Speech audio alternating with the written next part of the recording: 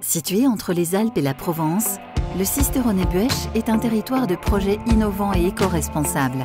Le projet européen Leader soutient ces initiatives créatrices d'emplois qui favorisent le développement d'une économie raisonnée, mutualise les synergies, solidifie les entreprises locales et rend le territoire plus accueillant pour les porteurs de projets. Moi c'est Jules Pro, je suis salarié de l'association Serres-les-Arts depuis maintenant plus de 6 ans, en charge de la gestion du développement de la structure et de ses projets culturels, et donc pour le SEM, en charge de la gestion du fonds européen et du développement territorial avec les différents partenaires.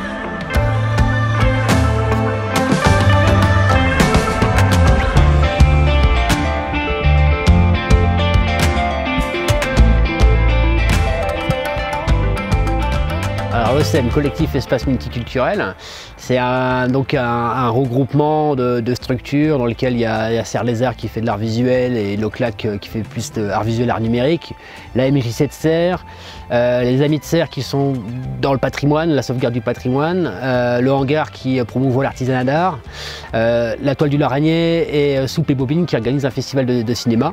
Donc cette association, différentes disciplines culturelles qui sont représentées.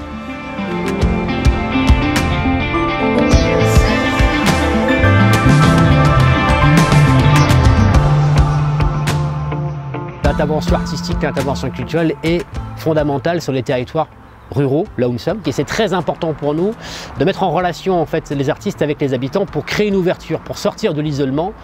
Et on pense que c'est moteur, non seulement pour l'activité humaine d'un territoire, mais aussi pour son activité économique.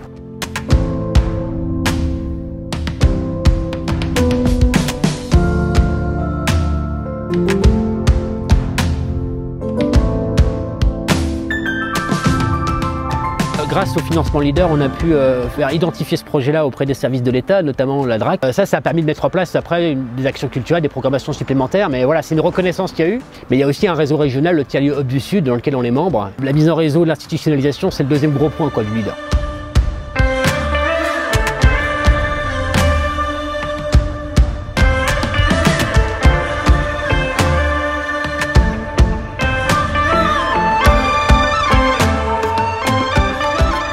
Donc on a eu à peu près 50 000 €, donc 34 850 précisément de FEDER fonds européens, et le reste c'est du cofinancement régional, région sud. Il y a une partie sur des frais de salaire, donc le poste qu'on a créé de l'animation et de coordination, ça vient de là.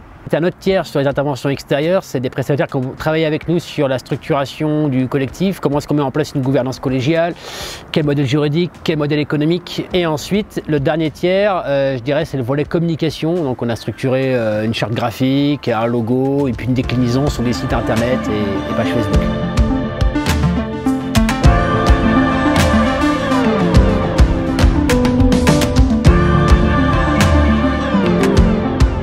L'avenir, c'est qu'on commence à réaliser des actions concrètes, on commence à générer du public, on commence à mobiliser des nouveaux partenaires sur le projet, et ça va être essentiel sur le développement, c'est-à-dire qu'il faut que le collectif s'agrandisse, qu'on soit plus représentatif du territoire, qu'il y ait d'autres associations, d'autres collectivités, d'autres usagers qui intègrent le collectif, de façon à ce qu'on puisse se déployer et qu'on puisse avoir un vrai service pour les structures culturelles sur le territoire.